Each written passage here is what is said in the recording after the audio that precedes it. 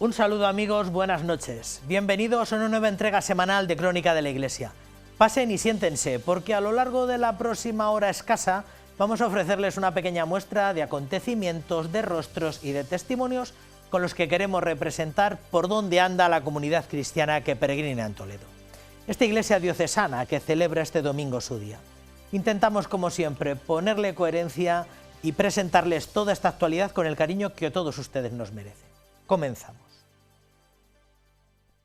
Orgullosos de nuestra fe es el lema que se nos propone para el Día de la Iglesia Diocesana de este domingo. Al menos un día al año para recordar y agradecer nuestra pertenencia a una comunidad cristiana. Un día además para tomar conciencia de que somos miembros de una gran familia.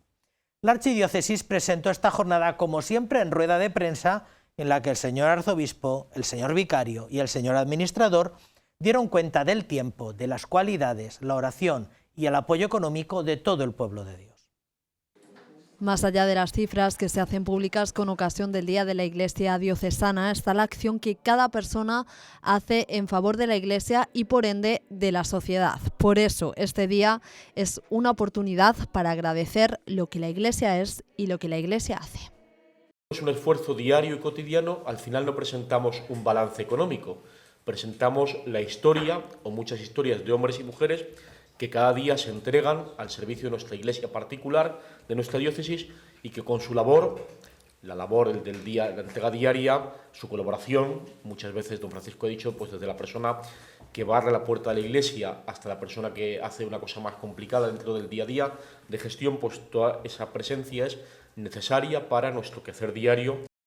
Se cuentan número y cifras, pero tiene un alcance mucho más amplio, pues se refiere también a la labor pastoral evangelizadora que realiza en cada uno de los pueblos, al ámbito social y caritativo, a la conservación y al mantenimiento del patrimonio artístico. Todo esto se ve reflejado en el desarrollo económico, ya que genera distintos puestos de trabajo. Precisamente la presencia en lo que se viene denominando la España vaciada es uno de los puntos que destaca el señor arzobispo en su escrito con ocasión de este día y con la presencia también de sacerdotes que día a día comparten en sus pequeñas comunidades la vida y la fe. Sacerdotes religiosos, laicos que dan testimonio en tantas actividades de las diferentes parroquias y de la sociedad.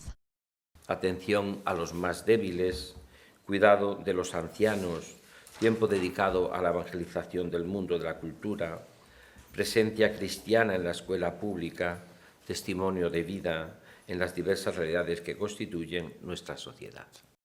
La Iglesia que camina en Toledo, asegura el arzobispo, siente con orgullo del trabajo que muchos hermanos realizan cada día en todos los ámbitos, desde la educación con los colegios diocesanos, el cuidado de mayores con las residencias o el trabajo que se realiza a través de la Delegación de Migraciones o de Cáritas. La Archidiócesis cuenta con 194 centros de asistencia caritativa y asistencial en los que se acompaña a 38.214 personas. Pero también se trabaja y acompaña a los jóvenes con las actividades de ocio y tiempo libre a través de los campamentos y peregrinaciones, sin olvidar así la apuesta por la conservación y el mantenimiento del patrimonio artístico. Cuenta con 103 bienes de interés cultural, estando actualmente abierto 18 proyectos de construcción y rehabilitación.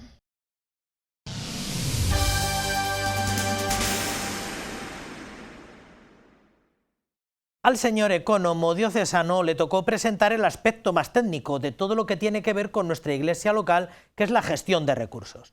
Don Anastasio insistió en que la transparencia y la rendición de cuentas generan seguridad y confianza en el trabajo de la Iglesia de Toledo dentro de la sociedad, porque es comunicar lo que se hace y hacer lo que se dice. A través del portal de transparencia alojado en la web de la Archidiócesis se fomenta la corresponsabilidad en el sostenimiento de la Iglesia local. La Archidiócesis de Toledo ofrece con transparencia todos los datos económicos que se pueden consultar en un solo clic en el portal de transparencia de la web de la Archidiócesis. Así podemos ver los ingresos y sus fuentes y constatar, por ejemplo, que se ha incrementado la asignación tributaria en más de 300.000 euros o que han disminuido notablemente los gastos financieros y de amortización de capital, tal y como ha destacado el ecónomo diocesano. Podemos hoy decir que la situación al terminar 2022 y que arrastramos en 2023 del arzobispado es de una solvencia bastante grande. Igualmente, el Economo ha hecho una valoración en positivo de la buena salud económica de las fundaciones dependientes del Arzobispado, de cómo las hermandades y cofradías han comenzado a presentar sus cuentas y de lo que supone en el capítulo de ingresos las aportaciones que se realizan a partir del turismo y la visita cultural, que en el caso de la ciudad de Toledo está recuperando los datos del 2019. En ese mismo periodo el incremento ha sido de un 35,72%. Entonces, bueno, el turismo está recuperándose. De enero a octubre de este año, la pulsera turística que agrupa la visita a 7 monumentos de la ciudad ha superado más de 1 millón de visitas.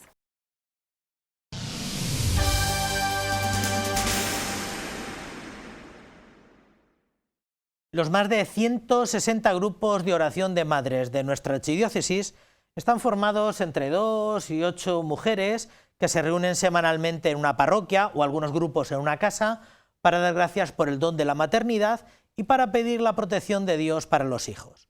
Este sábado nuestra archidiócesis acoge el segundo encuentro nacional de oración de madres.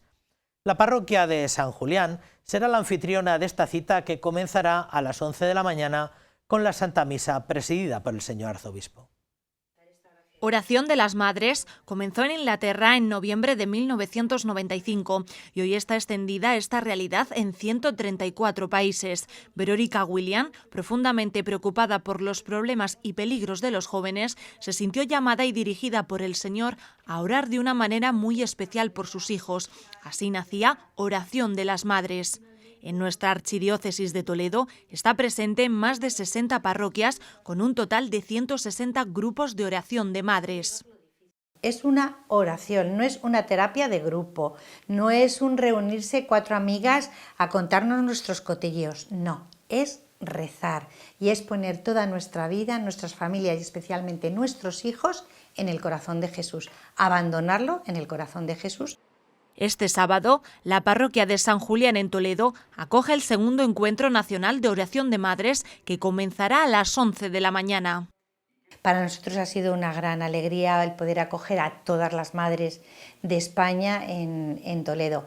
El encuentro se hace cada 2 años y esa es la importancia, ¿no? Que son encuentros bianuales, que el primero se hizo en Madrid y el segundo se va a hacer en Toledo. El señor arzobispo de Toledo presidirá la Santa Misa a las 11 de la mañana y después oración conjunta de oración de madres. El encuentro finalizará con la comida compartida.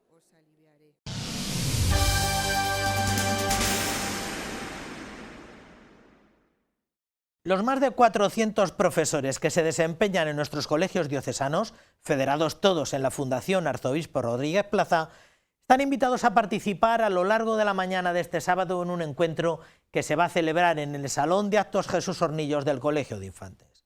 Será ocasión para activarse, enriquecerse, compartir experiencias y realizar talleres formativos en los diferentes niveles educativos, todo dirigido a abarcar las distintas necesidades e inquietudes de todos nuestros docentes diocesanos.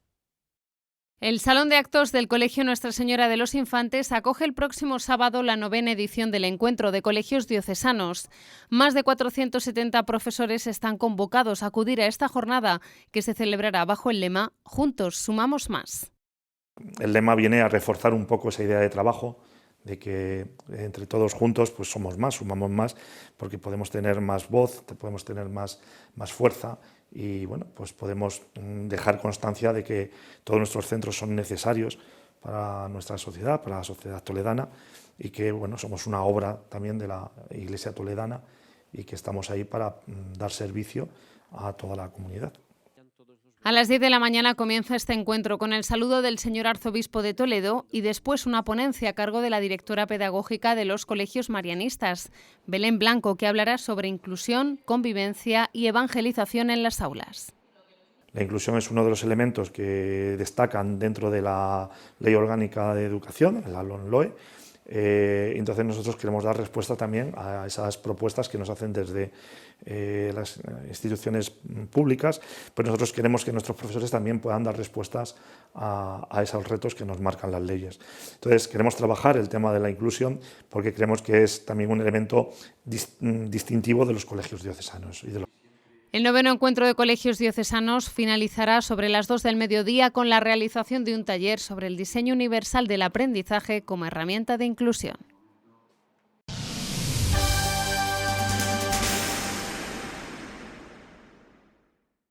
Proyecto Mater es la respuesta de la Iglesia diocesana a las necesidades de las madres en riesgo de aborto y en situaciones de especial dificultad.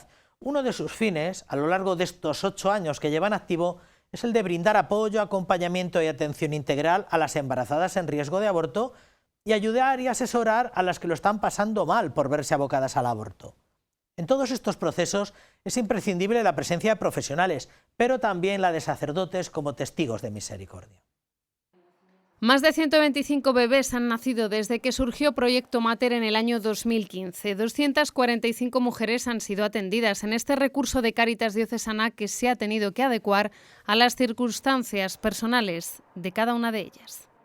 Poco a poco nos fuimos dando cuenta que esa ayuda, ¿no? esa ayuda que se podía prestar desde la Iglesia se podía hacer también desde otros recursos que tenemos en la diócesis, y nos centramos más específicamente para lo que había nacido el proyecto, ¿no? Que era para mujer embarazada en riesgo de aborto o que está sufriendo el síndrome posaborto, ¿no?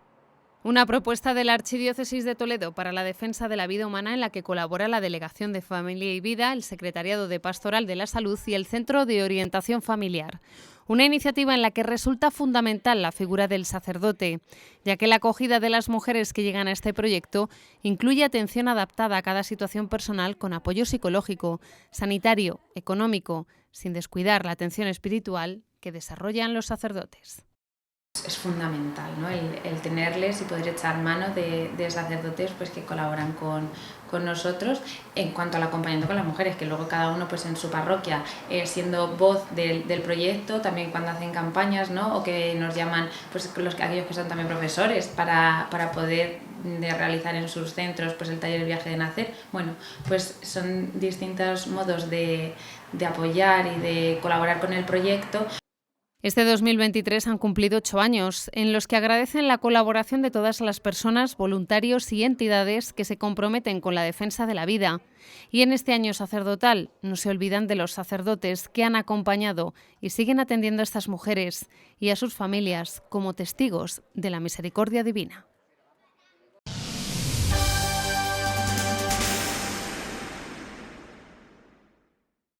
Celebrar el Día de la Iglesia Diocesana es siempre ocasión para poder invitar a este espacio a alguien que pueda darnos cumplida cuenta de cómo se administran nuestros recursos humanos, nuestros recursos materiales, a qué se dedica y en qué medida se dedica a nuestra Iglesia local, la Archidiócesis de Toledo, a todo lo que nos pide el Evangelio.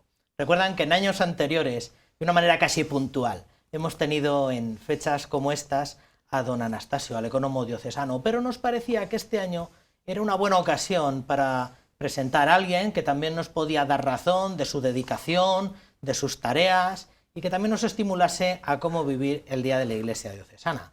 Se trata del vicario episcopal para asuntos económicos, don Ángel Camuñas Sánchez. Don Ángel, buenas noches. Muy buenas noches, ¿qué tal? Muchísimas gracias por haber venido. A vosotros por invitar. A ver, don Ángel, vamos a presentarle porque para nosotros es una figura muy conocida, es un sacerdote muy conocido, pero igual para la mayoría de los que nos ven, no. ¿Usted dónde nació, don Ángel? Pues nací hace 56 años en Madridejos. En Madridejos. Sí. ¿Cómo recuerda, cómo es su familia? Que es algo que también me gusta preguntar. ¿Cómo era el hogar de los Camuñas Sánchez? Pues mira, una familia muy sencilla, pobre, no éramos con grandes medios, nunca nos faltó nada, pero tampoco tuvimos en exceso. Un hogar donde Dios se vivía. No grandes cosas, pero sí se sentía la presencia del Señor en mis abuelos, mis padres, entre los hermanos, el juego típico de aquel momento, una casa grande de La Mancha de campo, bueno, sí. Pues eso es donde yo viví y nací. ¿Cuántos hermanos? Somos 5 hermanos. 5 hermanos. ¿Y su padre que queda vivo todavía? Mi padre queda vivo, sí, mi madre murió hace bastantes años, pero mi padre está vivo. Su infancia allí en Madridejos. ¿Cómo recuerda, además de la familia, la parroquia? ¿Cómo recuerda su infancia en aquel...? Bueno, en la infancia yo recuerdo 2 tres hitos. Uno es, mi familia, lógicamente, y junto a ello el colegio en el que me formé, las Hermanas del Amor de Dios. De hecho, una de mis hermanas es del Amor de Dios, y yo crecí en ese colegio. Yo siempre digo que en aquel colegio aprendí a leer, a escribir, a jugar y a hablar con Dios. Y eso me parece que es importante también en mi propia vida. Y luego también los amigos en aquel momento en el pueblo se vivían en la calle, es decir, yo podía entrar por una puerta de mi casa, decir buenas tardes, estoy aquí, salía por otra puerta y no se enterara nadie, estaba en la calle, estabas que por la noche te llamaban, ven a cenar, ¿no? Entonces esa parte de compartir con el juego, pues la infancia la recuerdo con mucha alegría, con mucho gozo, el compartir con los chavales de mi edad, jugar, y luego también la vida en la parroquia, ¿no? Me acuerdo cómo me impresionaban los sacerdotes de aquel momento, uno ya no vive, que es don Manuel Cepeda, pero sí están vivos Rafael Velázquez y don Francisco Maganto. Bueno, pues son los curas de mi infancia, que acompañaron nuestra infancia en la vida cada día. Durante un tiempo fui monaguillo, pues era, bueno, tradicional como es en La Mancha, pero lo que yo recuerdo es algo que me ayudó bastante y me hizo sentir a Dios como padre y esa parte también la Iglesia como madre. ¿Monaguillo, como tantos muchachos de La Mancha o no? Efectivamente, monaguillo. Un tiempo fue monaguillo, sí. ¿Y cuándo don Ángel tiene la primera intuición que Dios le llama para este servicio pastoral? Bueno, pues quizás en la infancia, final de la primera etapa de educación segunda etapa de educación primaria entonces, lo que era la EGB. En aquel momento no hice nada y luego después ya más adelante es cuando pues intuyó, sobre todo en el BUP, que quizá mi vida podía ser el servicio a Dios, podía ser también en el sacerdocio. ¿Y cuándo entré en el seminario? Para hacer COU. Para hacer COU. Sí, el seminario menor en COU. Y se encontró ya un nutrido grupo a los de su curso que venían de muchos años. Claro, muchos de ellos llevaban 2, 3 de sexto de primaria, varios de primero de BU, algunos se iban a incorporar en segundo o tercero, pero un nutrido grupo de gente éramos, sí. ¿Cómo recuerda aquel primer año de seminario? Un año muy singular en lo académico, porque COU merece mención aparte, todo el estrés académico que había entonces. ¿Cómo recuerda su primer año en el seminario? Bueno, pues quizá yo diría de adaptación. Me costó mucho adaptarme al principio, es decir, venir de la casa, en el pueblo, una vida en la que era bastante libre, salía donde quería y podía ponerme llegar al seminario, no puedes moverte, salir, bueno, pero claro. Yo creo que, oye, llegas ya con casi 18 años y te metes ahí, bueno, pues costó un poco, pero bueno, el recuerdo es agradable de aquel momento, uno empezar a caminar, ahora que en el nuevo plan se llama el discipulado, ¿no? Pues uno empezar a ser discípulo y a seguir el camino por ahí. Un poco de propedéutico también fue el curso de COU. Sí. Se montó en un curso que tenía mucha gente en marcha, ¿no? Muchos muy célebres, sí. Muchos miembros de nuestro presbiterio. Y luego 6 años de estudios eclesiásticos. Sí, los 6 años de seminario mayor, en el seminario mayor, bueno, pues con toda la gente, era aquel seminario que había muchísima gente, a mí me tocó 2 o 3 años donde pasábamos 140 seminaristas que tuvieron que dividir las habitaciones en 2, habitaciones compartidas porque eran muy grandes, fue un momento de mucha gente en el seminario. Entonces, pero también me parece que un momento apasionante, ¿no? Entre tanta gente pues había tiempo para todo, ¿no? Tiempo para poder formarte, estudiar, compartir, convivir, reír, tiempo, pues yo recuerdo el seminario como un momento muy gozoso en mi vida. ¿Cómo? Me ha faltado por preguntarle, ¿cómo vivieron en casa cuando usted dice allí, me voy al seminario o creo que tengo que hacer el curso de ingreso en el seminario? Bueno, cuando yo me voy al seminario ya mi hermana se había ido de religiosa, llevaba ya varios años, bueno. Con lo cual ya creo que no sorprendió mucho, ¿no? En casa. Pero bueno, quizá mi madre, que ya empezaba entonces a estar enferma, pues lo sentía un poco el hecho y mi madre no acaba de creer aquello de que iba a ser cura, entonces decía, por decir era muy malo, ¿no? Esa parte de ahí, bueno, pues tampoco creo que les costó como a cualquier familia, pero no tuvo ningún impedimento, sino al contrario, en mi familia me apoyó siempre. Total, que ¿cuándo se ordenó sacerdote? ¿Cuándo fue ordenado? El año 1992, en junio, en la catedral, don Marcelo nos ordena sacerdotes. Tal vez de los últimos años, probablemente. Claro, don Marcelo, hasta el año 95, pues de los últimos años fueron. El antepenúltimo. Sí. ¿Cante de misa? En Madridejos también, además con una circunstancia especial. Ese día, aquel año había nacido mi sobrina, la que después murió en un accidente. Ay, es verdad. Y la bauticé en la primera misa. Bueno, ¿Sí? Cuando voy para atrás, recuerda aquel momento, sí. ¿Primera misa con bautizo? Con bautizo de mi sobrina, sí. Sí, sí. La recuerdo. Y bueno, ¿y primer destino pastoral? Fuensalida. Fuensalida. Decía mi madre que aquel pueblo me robó el corazón, ¿no? Sí. Decía ella, sí. Porque cuando dejé Fuensalida para la mili, que era lo que nos pasaba, bueno, pues iba de vez en cuando a la gente de allí y decía, aquel pueblo te ha quitado el corazón, decía. Sí. Solía decir ella, sí. Con un pueblo muy célebre, con un personaje muy célebre de nuestro presbiterio, sí. Don Teodoro. Sí. ¿Y con quién más anduvo por allí? Pues yo compartí ministerio el primer año con don Alfonso Ramírez, actual párroco de Mecrencia, y el segundo año con don Damián Ramírez, actual párroco de Santiago de Talavera. Y fue un momento muy gozoso porque Fuensalida era una comunidad parroquial muy viva. Desde hacía mucho tiempo, una acción católica muy fuerte. En aquel momento las personas que ahora son mayores y ancianas en aquel momento tenían fuerza, vitalidad. entonces tenían toda una preparación de pastoral familiar, de acompañamiento, acercamiento a los pobres, y yo aprendí mucho en Fuensalida, y luego un grupo potente de jóvenes que exigían al cura. Es decir, me parece que algo fundamental de aquel momento es que te exigían el trabajo del día a día. Y también de Fuensalida recuerdo que fue el lugar, yo fui allí porque hasta aquel momento tenía 2 sacerdotes, porque comienza el instituto en Fuensalida y hacía falta un profesor de religión, y mandaron principalmente para cubrir esa plaza de ser el profesor de religión en el IES de Fuensalida. 3 años en Fuensalida. 2, porque estaba la mili, yo me tuve que ir a la mili. Claro, tuvo que marcharse a la mili. Y después lo mandan a estudiar. ¿Por qué ir a estudiar? Bueno, pues don Demetrio, que era entonces provicario, el actual obispo de Córdoba, me dice que había pensado que yo estudiara. Yo pensé que estaba de broma, le dije que no me veía estudiando, y encima dice que estudiaba Derecho, con lo cual tampoco lo veía yo mucho, pero bueno, deciden enviarme a estudiar.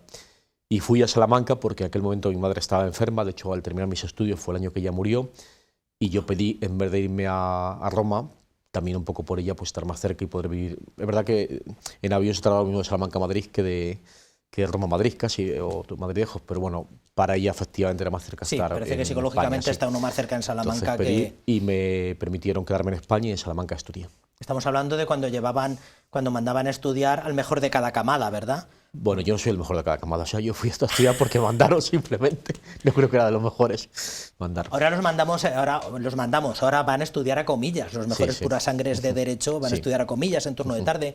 Probablemente de los últimos que estudió en... Sí, yo además tuve la suerte de tener a los grandes profesores de Derecho Canónico de Salamanca en aquel momento. Pues estaba todavía el padre Acebal, el padre García, Julio Manzanares, Federico Aznar, Urresti ya está al final, pero bueno, tuve a los grandes canonistas del momento en Salamanca. Y pude aprender mucho porque al final no solo era lo que transmitían en clase, sino su trabajo que habían hecho, la aportación que habían hecho tanto al concilio como a la redacción del código, y a mí me dio una mentalidad muy buena para conocer la eclesiología mejor del concilio y también para la aplicación del derecho.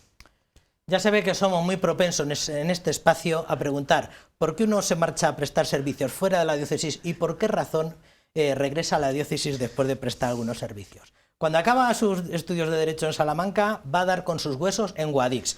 ¿Por qué marcha a Guadix, Ángel? Pues el obispo entonces de allí, don Juan García Santa Cruz, pidió a don Francisco, a algún cura que tuviera conocimiento de derecho canónico, porque él no tenía curas. Don Francisco me preguntó a mí, que estaba terminando aquel año. Dije, bueno, pues mire usted, yo, si usted cree que conveniente que tengo que ir, pues voy, y me fui a Guadix y allí estuve 5 años, prestando servicio en la diócesis de Guadix como defensor del vínculo. Colaboré también con el Tribunal de Almería como juez diocesano, y estaba en un pueblo de Guadix que se llama Huéscar, que está al norte de la provincia, un lugar espectacular que en tiempo fue de nuestra diócesis. De hecho, el famoso Don Pío es natural de allí de Huéscar. Entonces, y allí estuve esos 5 años. Años apasionantes porque tuve un contacto con el pueblo gitano que me permitió conocer mucha realidad. Mi parroquia, que el pueblo tenía 2 parroquias, una grande de unos 10.000 habitantes, la pequeña de la que yo fui párroco, la grande era vicario parroquial, de la pequeña era párroco, esa tenía unos 1.200 y de ellos 1.000 eran de la etnia gitana. Entonces, bueno, pues me permitió mucho conocer la realidad de aquel pueblo, de cómo viven, y era un tiempo apasionante para mí, fue aquello. Y estuvo tripulando allí un poco la vicaría de Derecho de Guadix. ¿Con qué edad? ¿Qué edad tenía? Pues yo entonces tenía 30 años cuando fui allí. 30 años. 30 añitos. ¿Y estuvo allí cedido en Guadix? Hasta 5 años. 5 años, hasta los 35. Sí. ¿Y por qué regresa a Toledo? Que es algo que también nos gusta preguntar. Pues porque don Francisco, el último año que estaba allí, me dice que cree que tengo que regresar, que es necesario que vuelva, para ministerios que había pensado para mí. Bueno, pues después de hablar entre los 2 obispos, y yo dije, pues, usted me manda que venga, pues yo obedezco y me vengo para acá. Y volví a Toledo. A la diócesis de Toledo, para marchar directamente a Torrijos, donde ha pasado un montón de años. Efectivamente, Torrijos es el lugar de mi vida, el lugar o el sitio donde más tiempo he vivido en mi vida, porque en mi pueblo salí casi con 18 años, y en Torrijos estoy más de 18 años, entonces es el lugar donde más tiempo he vivido. Un tiempo apasionante. Llegué a Torrijos como colaborador en el colegio diocesano que tenemos allí, Cristo de la Sangre. Durante unos años fui subdirector del colegio y trabajaba con la pastoral, la orientación del colegio. Y en la enfermedad y muerte después de don Jesús Hornillos, pues me encargaron de director del colegio, y así he estado hasta que el año 2020 vine a Toledo a trabajar. Allí ha hecho de todo. Ha sido arcipreste, vicario parroquial, capellán de religiosas, subdirector, luego, tras el fallecimiento de don Jesús Hornillos, director, y sobre todo ha sido el lugar donde se ha gestado su perfil como hombre de la educación. ¿Cómo vive todo esto? De que ahora mismo cuando le ven aquí un poco como alguien que entiende muy bien los entresijos del mundo educativo. Bueno, pues al principio me costó, porque al final yo me había hecho cura para estar en un pueblo, después mandé a estudiar Derecho para estar en vicaría judicial y después a un colegio, entonces al principio me costó un poco, pero cuando vi que aquello era lo que la Iglesia me pedía, intenté formarme, hice unos estudios para gestión y dirección de colegios concertados de la Iglesia, hice mucha formación en aquel momento, conocer un poco a fondo lo que tenía que hacer e intentar hacerlo bien. Y bueno, pues la educación es un campo apasionante, quizá muy evangelizador, y de una presencia muy cercana en eso que el Papa llama periferias, porque al final, ¿qué cura? Yo me lo planteo muchas veces, tiene tanta gente como tiene un profe en un colegio o un director en un colegio, casi nadie. O sea, yo que diariamente en aquel colegio tenía 1.200 personas, actualmente en Toledo tengo 1.500, 1.600, con sus familias, con los problemas, virtudes que tienen los trabajadores. Bueno, parece que es un mundo apasionante y al que siempre te da la sensación que no dedicas el tiempo necesario. Pero bueno, es una tarea apasionante y fue donde empecé a formarme, a conocer y amar la enseñanza, que reconozco que para mí actualmente es una pasión, todo el campo de educación, creo que es una tarea fundamental. Se ha desempeñado también en escuelas católicas, donde ha tenido responsabilidades a nivel nacional, y me imagino que eso le habrá permitido tener una visión un poco más panorámica de todo lo que es la educación. Sí, la pertenencia a la Junta Confederal de Escuelas Católicas como vocal y luego a la autonómica como secretario autonómico te permite dar una visión una perspectiva muy buena de lo que es la educación y luego sobre todo de deshacer un poco ese mito de enfrentamiento entre una escuela y otra, la pública y la privada. No, somos colaboradores, estamos unos al servicio de la sociedad unos y otros, y es verdad que en algún momento puede haber algún pique, forma distinta de entender, pero al final lo que prima en la escuela católica, es el servicio que presta a la sociedad y el evangelio. No se siente encasillado cuando creen que es el hombre del mundo educativo, no se siente No, encasillado. no, que va, no. Yo intento ser libre y vivir con libertad las situaciones. Bueno, así es que después de casi 2 décadas en Torrijos, pues casi ininterrumpidamente con Julián Carril, que era compañero suyo de curso y con el que a menudo recordábamos como muy hermanado, ¿no? Con don Julián Carril. Un buen hermano. Un buen hermano. Es invitado a ser vicario de Asuntos Económicos. Efectivamente, en la pandemia, hablando con don Francisco por distintos motivos, recién llegado don Francisco a Toledo, ¿sí? Me llama y me dice que ha pensado en mí para que me encargue de este ministerio. Yo dije que no sé si sabía guardar las cuentas de mi casa como para ayudar en el gobierno de las cuentas diocesanas. Pero bueno, después de un diálogo con él, pues bueno, acepté, me parecía que algo que me proponía el obispo, que me parecía que podía ayudar y echar una mano, y bueno, si al final nuestra tarea es servir. Yo siempre tengo muy presente lo que mi abuela nos decía, cuando nos decía, tú cuando te digan cómo te llamas, dice, fulanito, Ángel Camuña Sánchez, para servir a Dios y a ustedes, ¿no? Pues si es un servicio, pues ya está, un servicio que se presta y con gozo además también. ¿Desde cuándo es vicario de Asuntos Económicos? Desde el año 2020, en julio, el día de la Magdalena, fue el día que juré el cargo. Don Francisco llegó en febrero, casi marzo, sí. Y una vez pasado el confinamiento, en julio, de los primeros vicarios del actual equipo de gobierno, probablemente con don Raúl, ¿verdad? Efectivamente, somos los primeros. Los 2 primeros. Y ahora además tiene que desempeñarse junto con la Vicaría de Asuntos Económicos, además como párroco de Santo Tomé, sí. Que tenemos la impresión que es como una especie de cargo que viene aparejado, ¿no? Bueno, no sé, es verdad que cuando don Juan Miguel Ferrer fue vicario general y ecónomo diocesano, también estaba en Santo Tomé, pero bueno. Y don Gerardo, yo creo, me parece recordar. Don Gerardo llegó a ser ecónomo, colaboró, pero nunca llegó a ser ecónomo. Nunca llegó a ser ecónomo. Y además con director del Colegio de Infantes. Efectivamente, sí.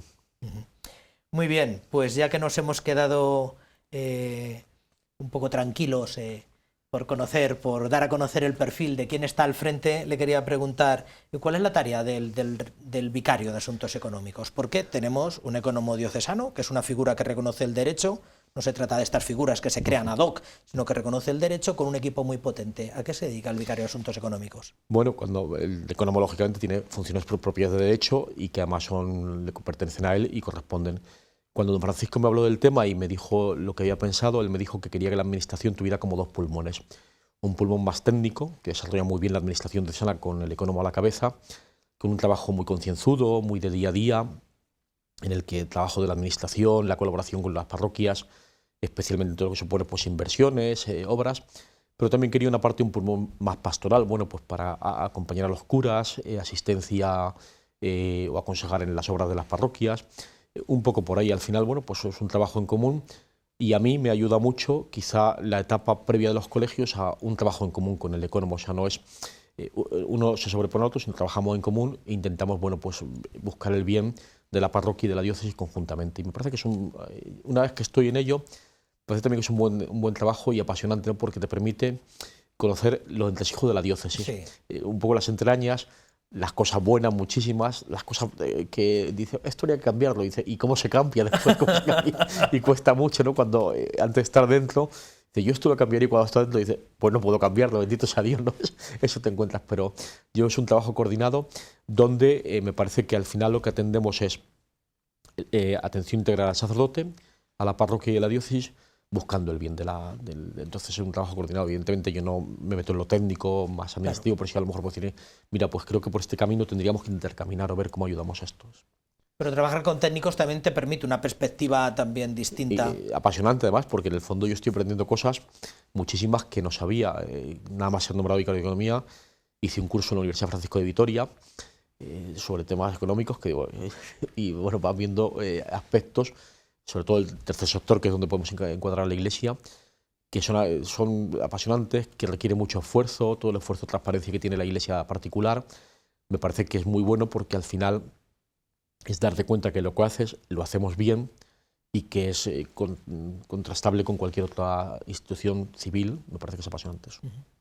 Bueno, el Día de la Iglesia Diocesana no es un día de estricto perfil económico, pero parece que sí que es un momento muy puntual al año en el que hablamos de cosas económicas. Y yo creo que pues puede ponerle rostro muy bien al Día de la Iglesia Diocesana, usted como vicario de Asuntos Económicos. ¿Qué nos diría que es el Día de la Iglesia Diocesana, don Ángel? Bueno, pues yo creo que es tomar conciencia de nuestra Iglesia. Al final somos Iglesia, orgullosos de nuestra fe, es el lema de este año, y es tomar conciencia que la Iglesia no es algo que alguien que vive en Toledo, el arzobispado, tampoco es el cura que vive en la parroquia, sino la Iglesia somos todos los bautizados que colaboramos. Al final, si miramos la revista Nuestra Iglesia, que llegará a nuestras parroquias, o el pequeño resumen que ha hecho Padre Nuestro, o la página web de la diócesis, veremos la multitud de gente, muchísima gente que colabora, trabaja, aporta a la Iglesia, y lo hace cada día silenciosamente y que está ahí. Al final, a mí más que los números, me parece que están detrás las personas que diariamente están entregando su vida y lo hacen por amor al Evangelio. A mí me parece que eso es importante, ¿no?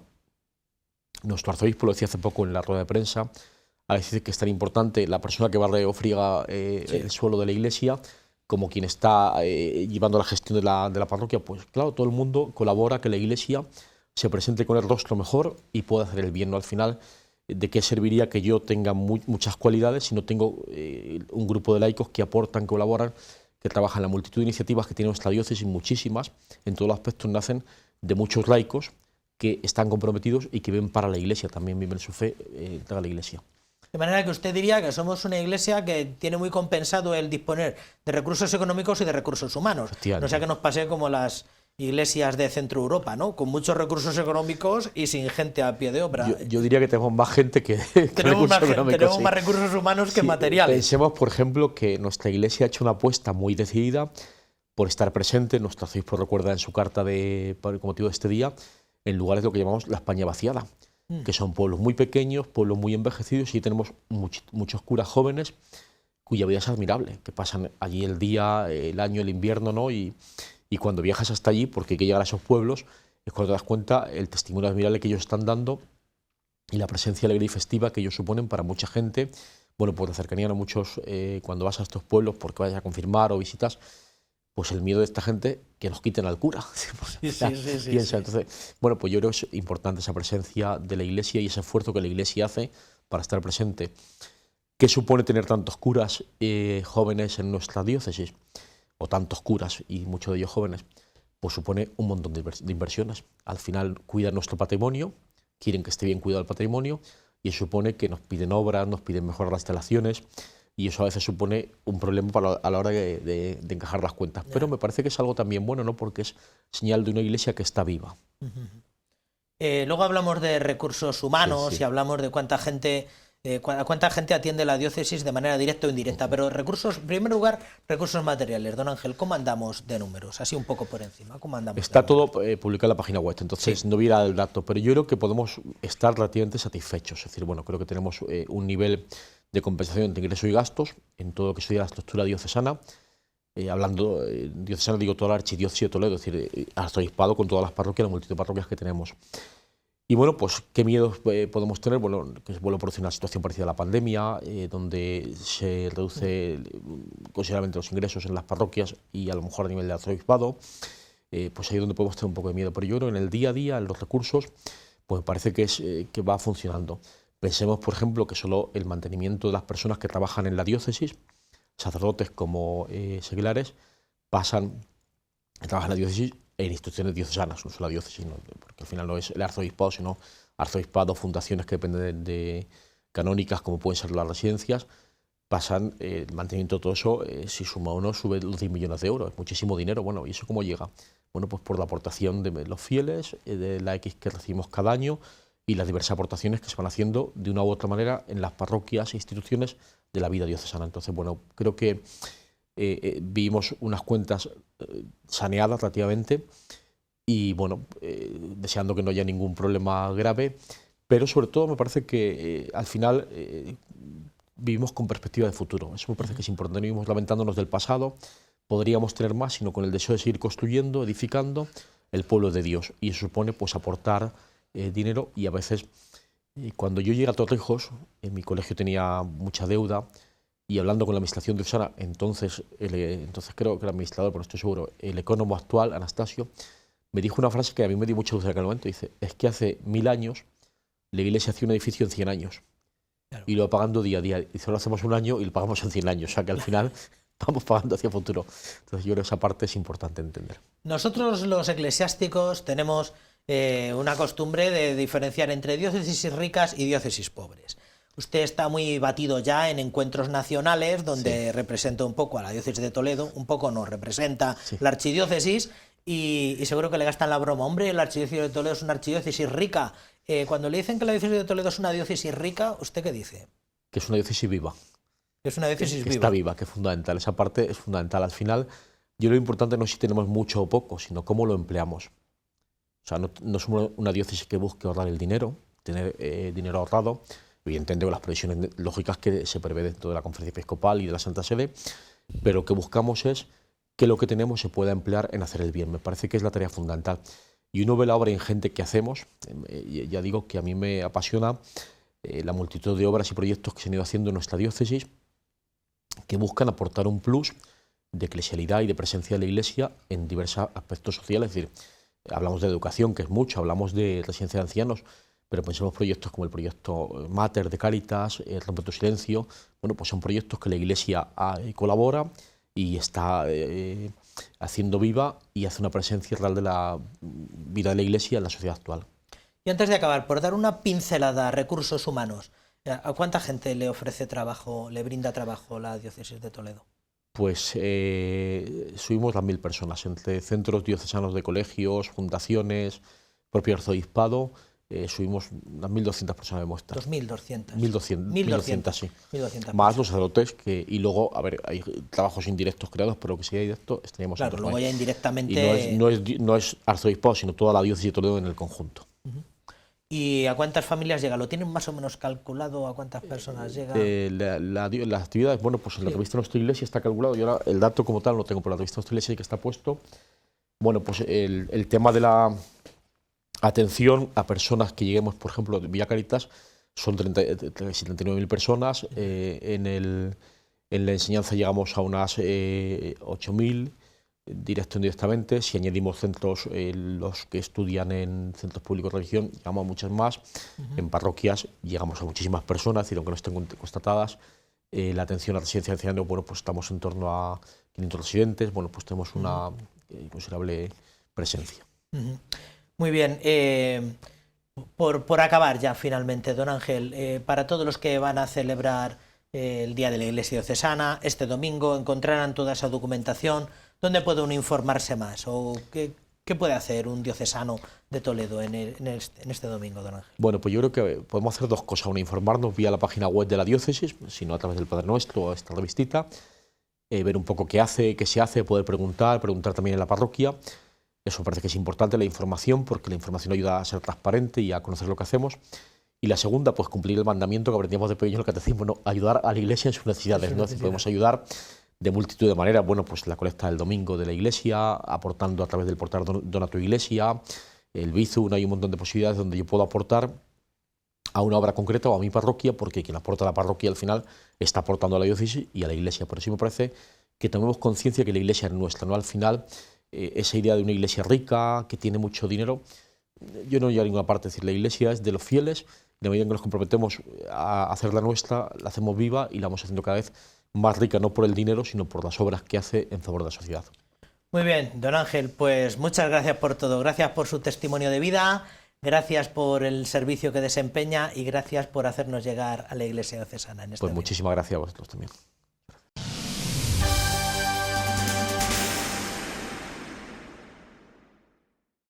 Toledo acogía esta misma semana el primer Congreso Internacional de Conventos, que aspiraba a que, a lo largo de 3 jornadas de análisis y estudio, una treintena de expertos en diferentes disciplinas, junto a las comunidades religiosas que todavía se mantienen vivas en estos espacios, 11 conventos en la ciudad, analizaran el patrimonio conventual con un enfoque global y abarcando diferentes perspectivas.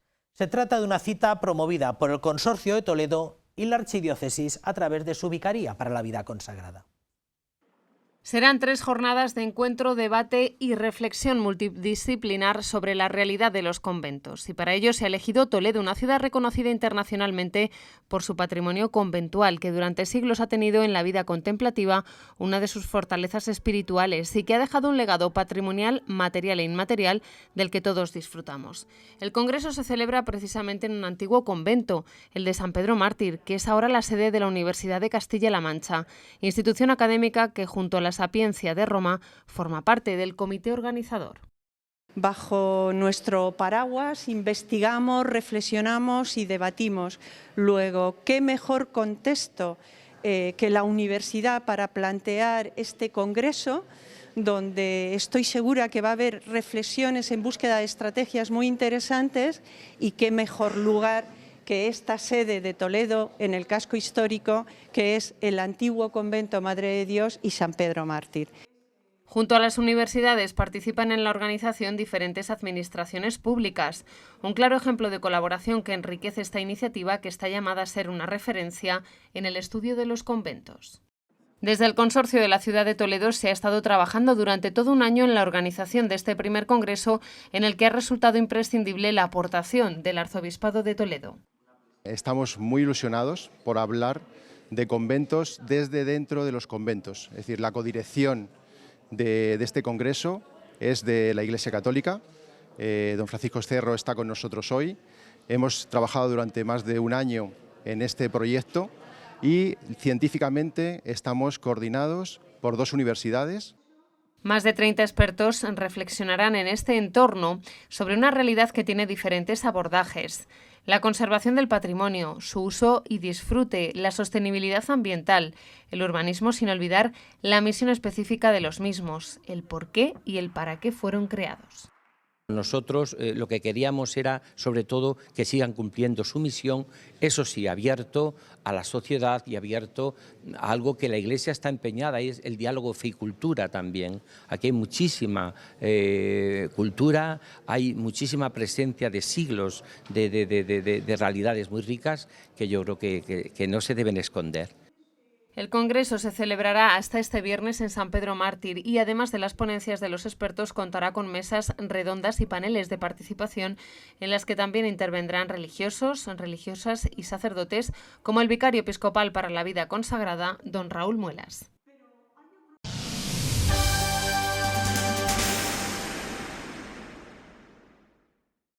En la segunda jornada del Congreso de Conventos se trataron cuestiones específicas de la realidad de la vida conventual, como por ejemplo todo lo relacionado con su patrimonio inmaterial y la sostenibilidad de las comunidades.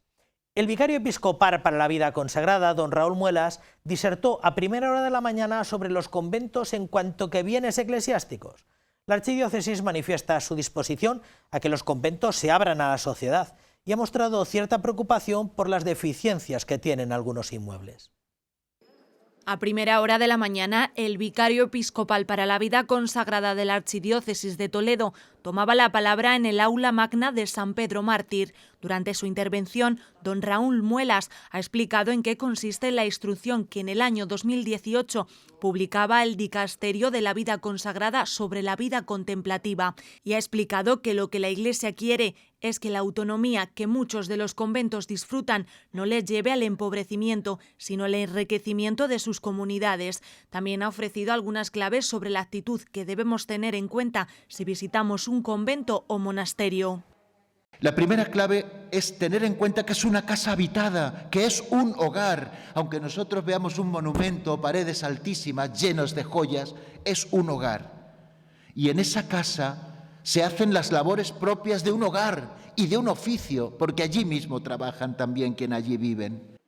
Por último, ha respondido a la pregunta de quién son los bienes de los conventos. Los son bienes de las monjas. Cuando un monasterio queda libre por cierre, la palabra abandono a mí no me gusta porque nunca abandonan, porque se quedan ahí las pobres como las últimas de Filipinas hasta el final y ya decreta el cierre la Santa Sede porque no tienen esa autonomía suficiente. A veces vienen a preguntar al arzobispo qué van a hacer con esos bienes y nosotros contestamos lo que las monjas decidan, conforme a la normativa de la Iglesia y a las sugerencias de la Suprema Autoridad. Ha concluido su ponencia advirtiendo de que los bienes de los monasterios y conventos son bienes eclesiásticos, ya que algunos de ellos están consagrados.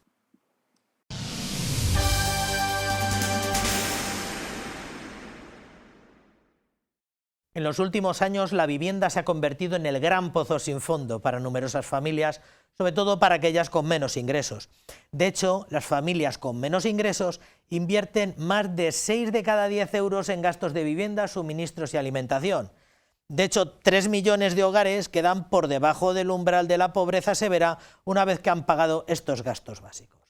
Es lo que detecta Cáritas Española en el último informe sobre la brecha de la pobreza en España. Todos hacemos la misma cuenta en casa a principios o a finales de mes. A los ingresos les restamos los gastos. Si salen positivo vamos tirando con el mes. Si sale negativo sabemos que las cuentas no salen y que la situación en nuestra casa es más que complicada. Pues bajo esta misma ecuación, Cáritas Española ha presentado el informe Ingresos y Gastos, que deja una fotografía ciertamente preocupante. Las familias con menos ingresos invierten 6 de cada 10 euros para pagar vivienda, suministros y alimentación.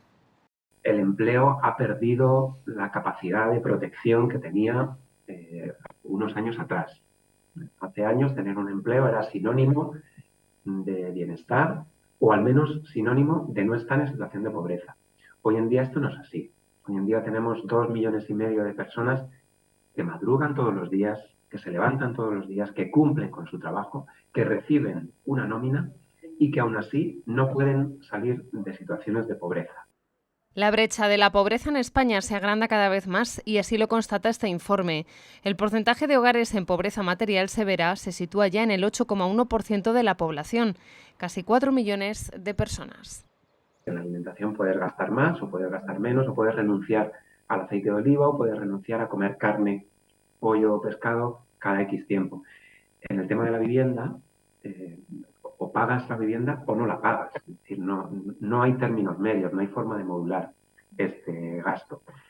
¿Y qué ocurre con esto? Bueno, pues 3 millones de hogares quedan en situación de pobreza el día 2 de cada mes. Desde Cáritas realizan la denuncia, pero aportan también soluciones y propuestas, como por ejemplo que aumente la cobertura de ingreso mínimo vital. En la actualidad solo lo percibe el 44% de la población en pobreza severa, o que se aumente el parque de vivienda social, en el que en España está en el 2% frente a un 9% de media en los países de la Unión Europea.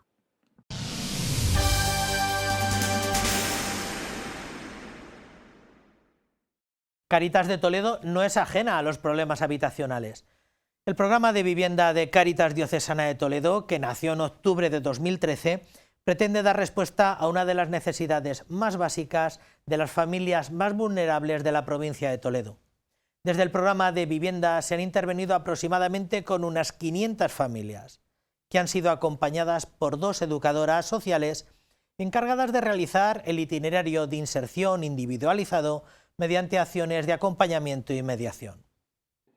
En nuestra Archidiócesis de Toledo, Cáritas Diocesana desde hace más de 10 años trabaja en ayudar a las familias en este ámbito a través del programa de vivienda.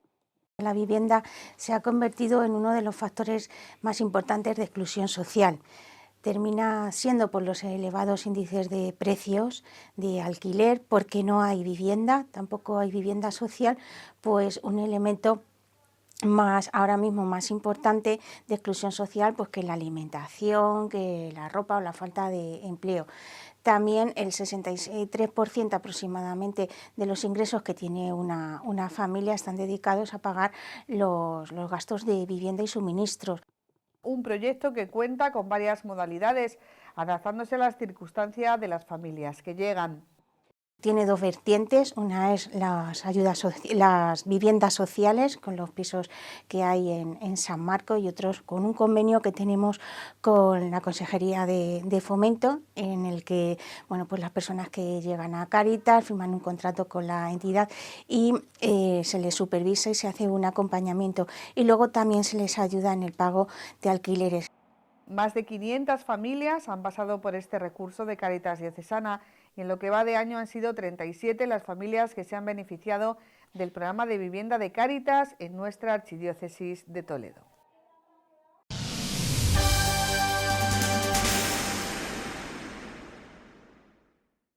La salud mental ha sido este jueves la protagonista en la tercera jornada de urgencia social organizada por Cáritas Diocesana en la Biblioteca de Castilla-La Mancha. Tras las conclusiones extraídas en los grupos de trabajo de las ediciones anteriores, el encuentro, que reunió a técnicos y trabajadores sociales de entidades y administración, quiso dar respuesta a la urgencia social en la provincia de Toledo, al tiempo que también quiso establecer algunas pautas para colaborar en conjunto entre las administraciones y las entidades sociales. La sala de conferencias de la Biblioteca de Castilla-La Mancha acogía la jornada técnica de urgencia social, que alcanza su tercera edición en un encuentro coordinado desde Cáritas Diocesana y que ha reunido a técnicos, trabajadores sociales y voluntarios de las entidades sociales y la administración pública.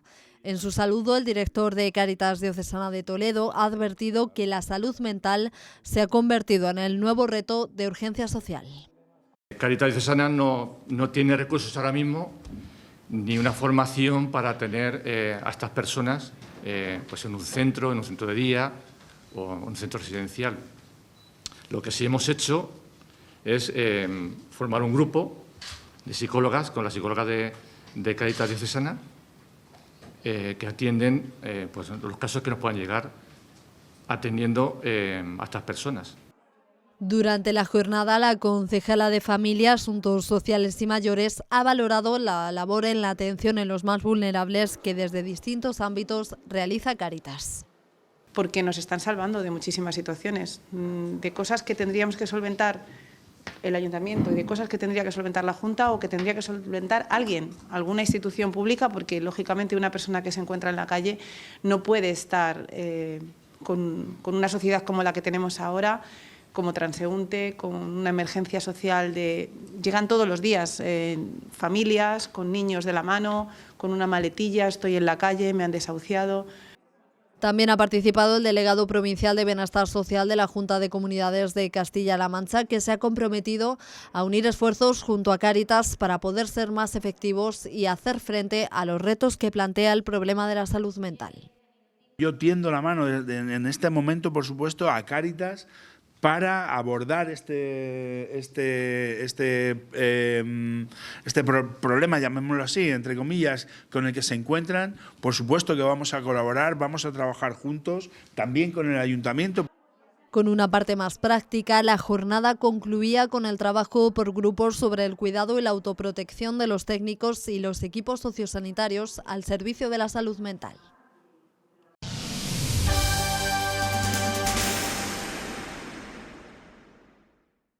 Una semana más, el pontífice dirige su mirada preocupada, angustiada, hacia los pueblos que están viviendo una guerra. En lo que llevamos de mes de noviembre, el Papa Francisco ha intensificado su llamada a la oración por la paz en el mundo. El mundo atraviesa momentos difíciles, muchos niños sufren. Ustedes, su alegría, sus sueños, su presencia, son antídotos poderosos contra estos males. Ayúdennos y ayuden al mundo a ser mejor, dijo el Papa a los más pequeños durante el encuentro con ellos en el aula Pablo VI.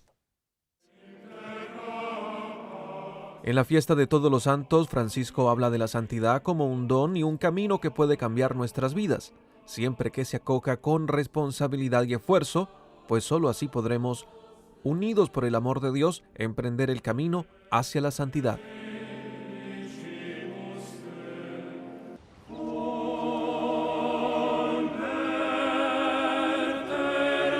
El Santo Padre celebró la misa de conmemoración de los fieles difuntos en el cementerio militar en Roma, exhortando a establecer la paz en el mundo.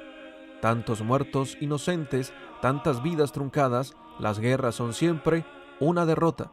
No hay victoria total.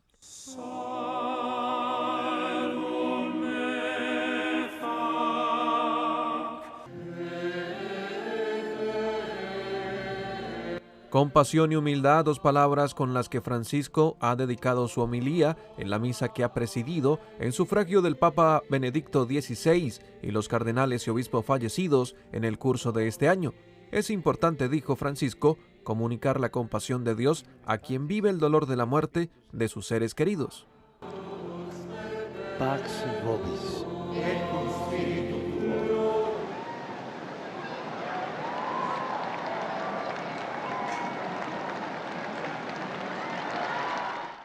En su comentario al Evangelio el domingo 5 de noviembre, antes de rezar el Ángelus, sobre las palabras de Jesús acerca de los escribas y fariseos que dicen y no hacen, el Papa Francisco invitó a todos, especialmente a los que tienen responsabilidades en la sociedad o en la Iglesia, a no tener el corazón doble y a no preocuparse solo por mostrarnos impecables fuera.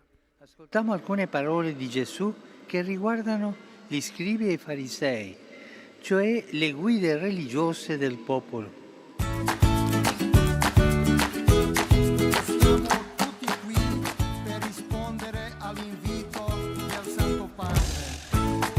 Alrededor de 7.500 niños de los 5 continentes participaron en el encuentro con el Papa Francisco. Aprendamos de ellos, dijo el Santo Padre. Espectáculos musicales, cantos y juegos, y a continuación el diálogo de algunos niños y niñas de distintos países.